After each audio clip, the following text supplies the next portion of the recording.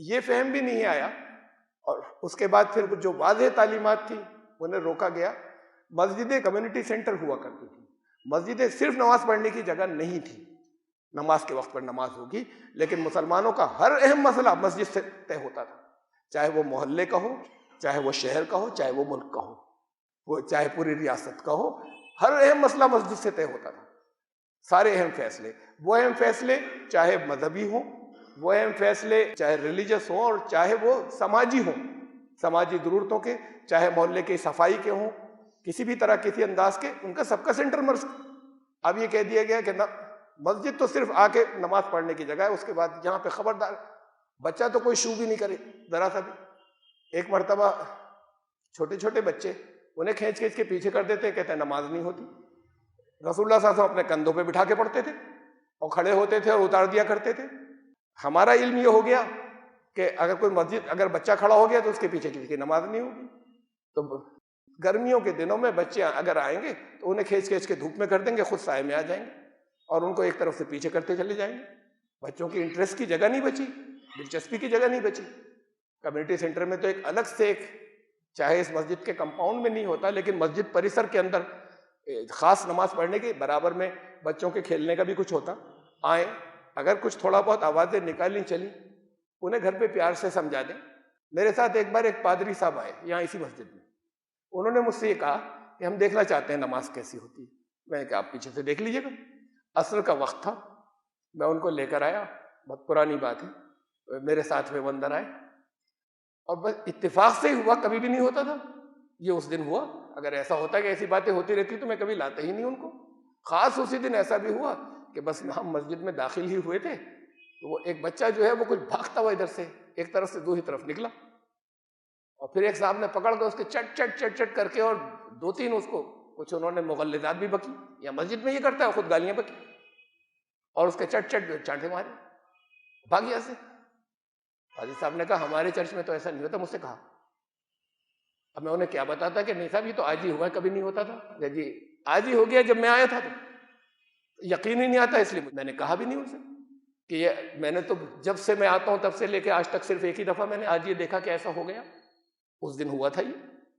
تو ان سے یہ بھی کہنے کا نہیں، بڑی شرمندگی ہوئی کہ ان کو لائے تھے یہ دکھانے کہ مسجد میں کیا ہوتا ہے، اور وہ گھستے ہی ان کو جو کچھ آیا تو انہوں نے جملہ کہہ دیا ہمارے چرچ میں ایسا نہیں ہوتا یہ جو آپ کے ہو رہا ہے۔ بھائی بچے آئیں گے تو کچھ اچھا ان کو پیار سے سمجھا دیجیے گا، ان کو شوق دلائیں گے۔ اگر ایسے ان کو بنا دیں گے بالکل بڑوں کی طرح تو شوق کیا رہے گا ان کا۔ یہ ساری چیزیں جو ہیں یہ سینس ہمارے نکل گئے، مسجد سے ساری چیزیں طے ہوں یہ نکل گئے۔ پھر اب مسجد میں کوئی سب پلے کارڈ کیسے لے کر بیٹھ جائے، یہ تو عبادت کے، مسجد کے تقدس کے خلاف ہے۔ اب ہماری مذہبی لیڈرشپ کہتی مسجد کے تقدس کے خلاف، پلے کارڈ پہ کوئی گالیاں لکھی ہیں، پلے کارڈ کے اوپر کوئی دیوی دیوتا بنے ہوئے ہیں کیا؟ مسلمانوں کے اہم ترین مسئلے سے متعلق چیزیں ہیں، وہ مسجد میں پہلے نمبر پر ہوں گی، اس کے بعد کہیں باہر ہوں، اس لیے کہ مسجد ہی سے ساری چیزیں طے ہوتی ہیں۔ تو یہ تصور نکل کے نا مسجد کے تقدس کے خلاف ہو گیا۔ اور پھر اس کا تو آپ لوگوں میں بھی شاید بہت زیادہ تر لوگ نہیں سوچتے کہ یہاں پر قومی ترانہ بھی گایا جا سکتا ہے، نیشنل اینتھم بھی۔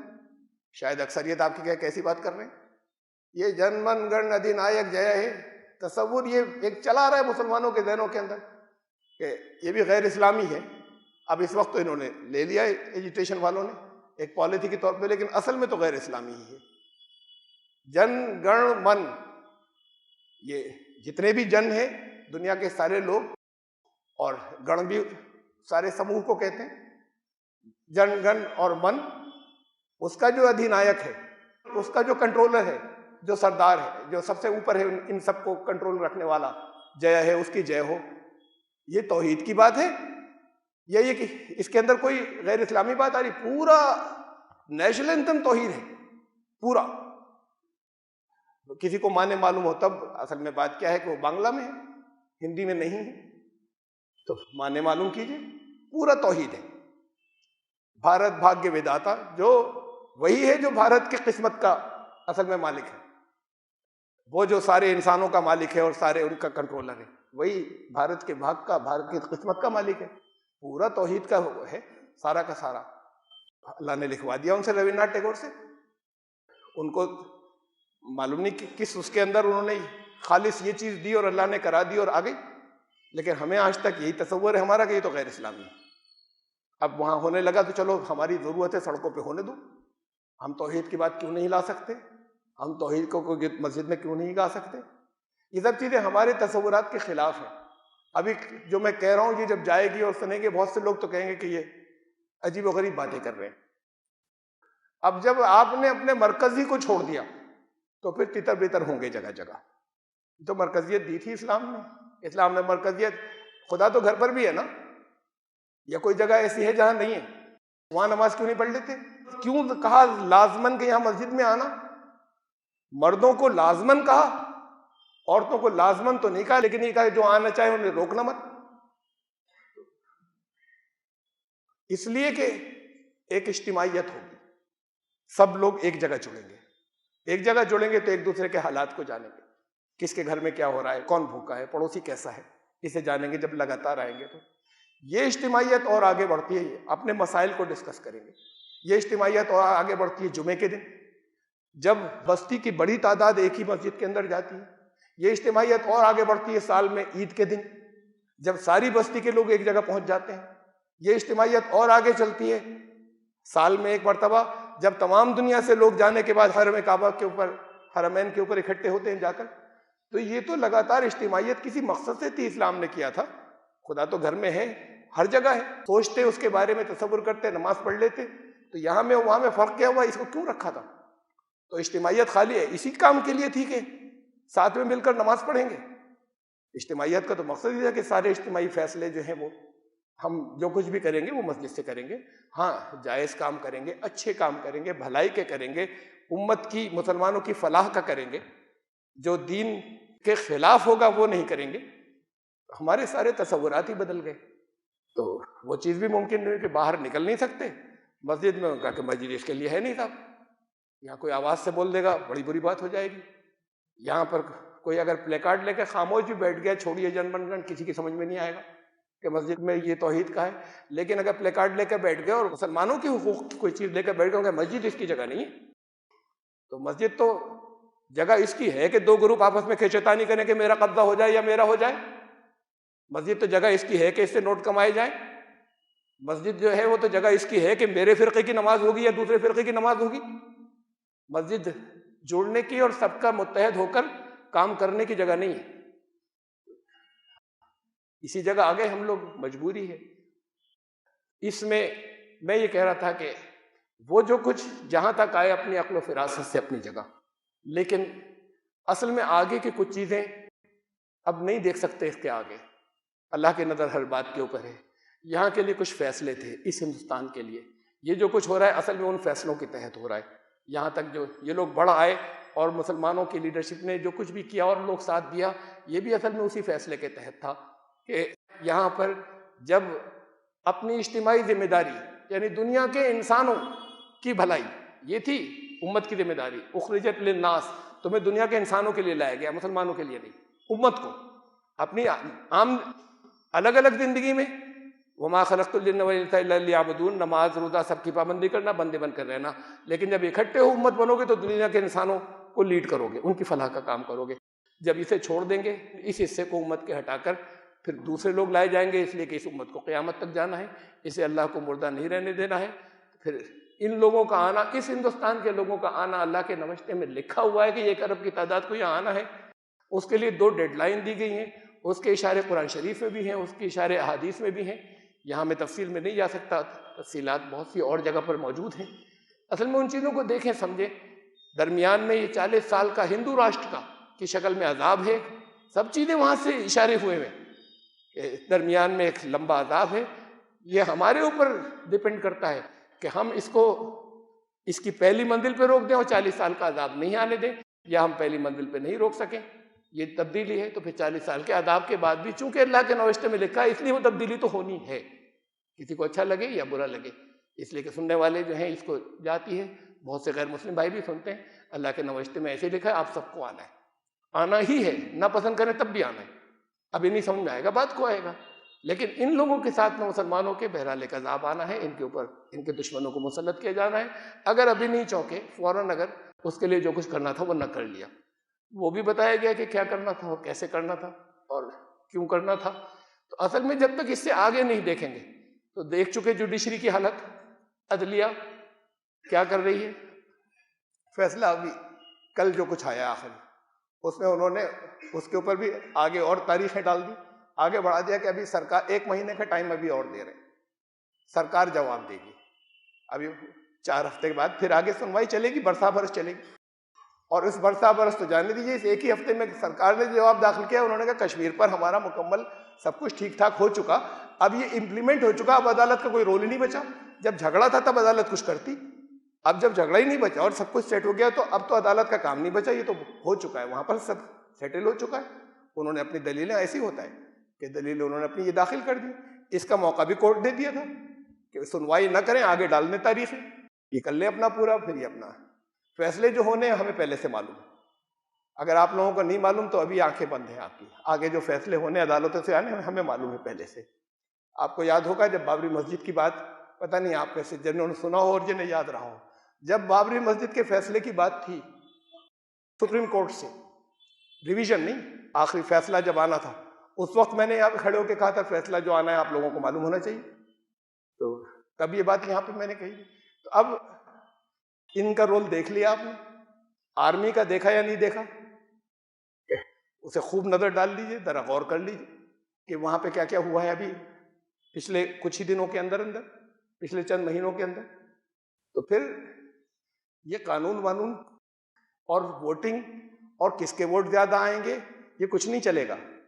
6% لوگوں نے 94% لوگوں کے اوپر 50 سال سے زیادہ حکومت کی ہے آرمی کے بل پر. تو ان کا جو اپنی ڈیڈ لائن ہے وہ تو چاہے ادھر ادھر ہو، قرآن و حدیث نے جو ڈیڈ لائن دی ہے وہ رسول اللہ صلی اللہ علیہ وسلم سے 1500 سال بعد کی دی ہے. یہ اس کی بنیاد پر کریں گے، آرمی کی بنیاد پہ. یہ قانون اور ایجیٹیشن اور یہ، اور اس سے پھر اب ووٹ بڑھ گئے یا ووٹ گھٹ گئے یا الیکشن میں کیا ہوگا، یہ اس پر ڈیپینڈنٹ رہنا نہیں رہیں گے. یہ پہلی سیٹنگ ہو چکی ساری. تو پھر یہ بائی فورس ہٹا دیں گے، نہ اپوزیشن کام آئے گی.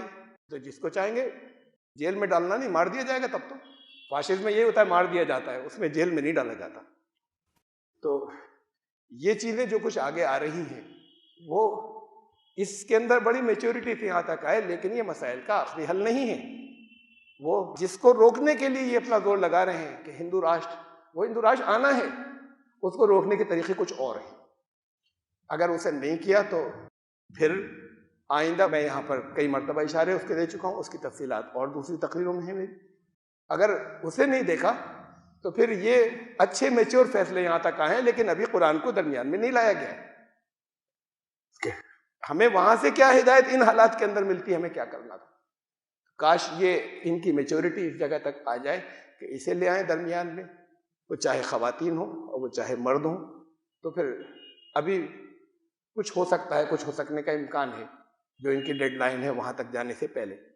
اور نہیں آتا سمجھ میں تو بہرحال جو کچھ اللہ کے نوشتے میں وہ یہ ہے، یہ تقدیر معلق کہلاتی ہے. اگر یہ کیا تو اب، ورنہ 40 سال بعد. ان سے کہا تھا بنی اسرائیل سے، ابھی جاؤ اس بستی کو لے لو، تمہارے لیے لکھ دی اسرائیل کو.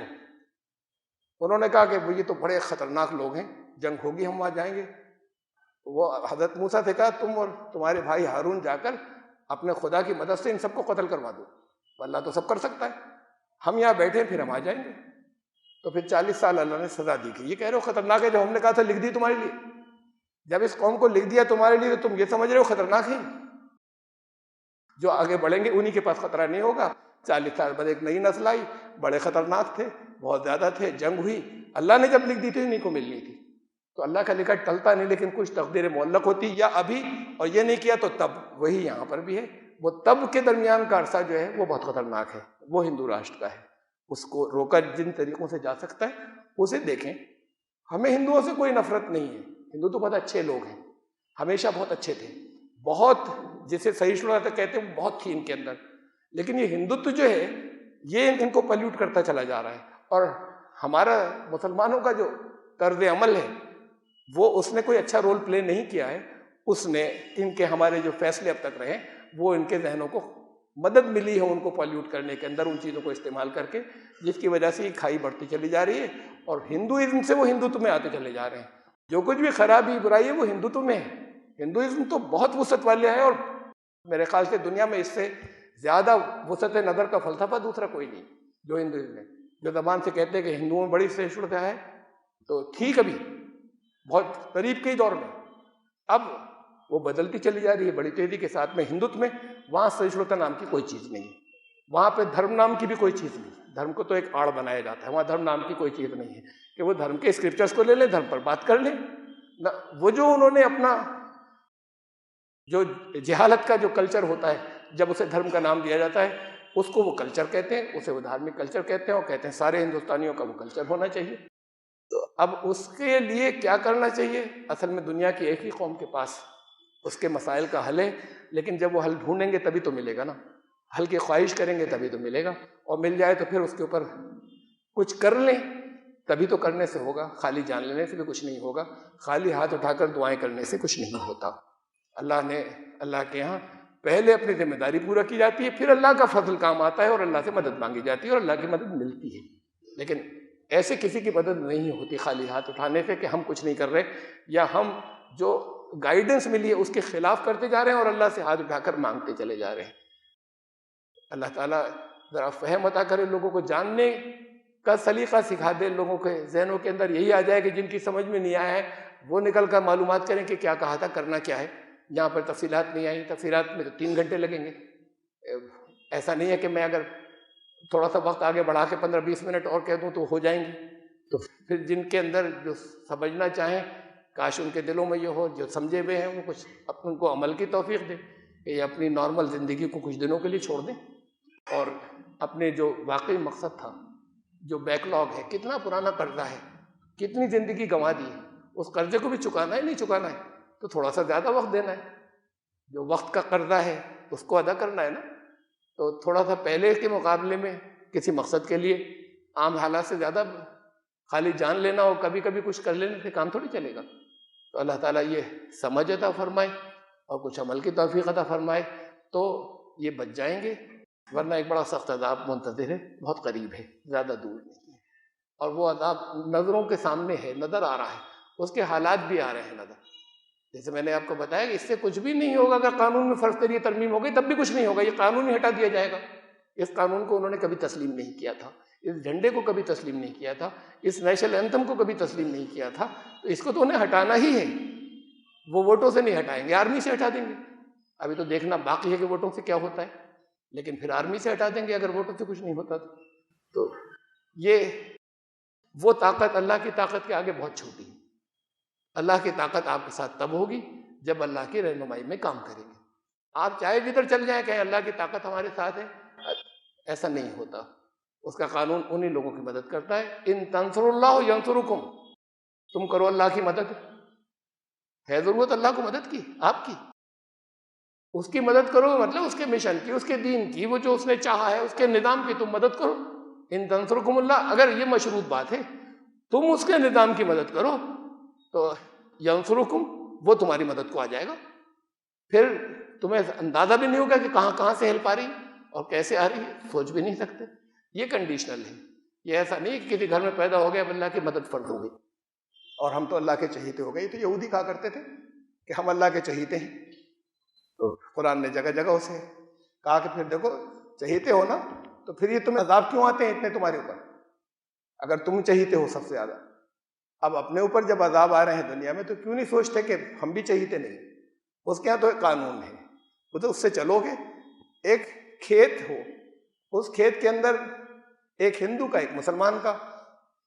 اب مسلمان تو جا کے بیج بکھرا کے چلے آ کے کونے میں بیٹھ جائے اور پھر 3 مہینے دعائیں کرتا رہے، اور ہندو روز نکلے اور کبھی نرائی کر رہا ہے جب وقت کے اوپر جو ہے وہ اس کے جتائی کرنے کے بعد، اور پھر اس کے اندر وقت پہ کھاد دے رہا ہے، اس کے نکل رہا ہے، کیڑے مکوڑوں کو ہٹا رہا ہے، کوے کو ہٹا رہا ہے، ہر بال کو اٹھا کے اور ہر پتے کو اٹھا اٹھا کے دیکھتا ہے کہاں کیا کمی ہے. اور وہ 3 مہینے اس نے یہ کیا، فصل کس کی پکے گی؟ یہ جو 3 مہینے وہاں کونے میں بیٹھ کے دعا کر رہا تھا اس کی فصل پکے گی. یہ بھی وہی کرتا اور پھر دعا کرتا، اللہ کا فضل بھی ساتھ میں رہتا. تو اصل میں تو جو قانون ہے اس پر تو پہلے عمل کرنا ہے، پھر اللہ کا فضل مانگنا ہے، پھر دعائیں بھی ساتھ دیتی ہیں. اللہ تعالیٰ سب کو ایک فہم عطا فرمائے اور صحیح راستے کی طرف رہنمائی فرمائے. بارک اللہ لنا و لکم فی القرآن العظیم انہ تعالی جواد کریم.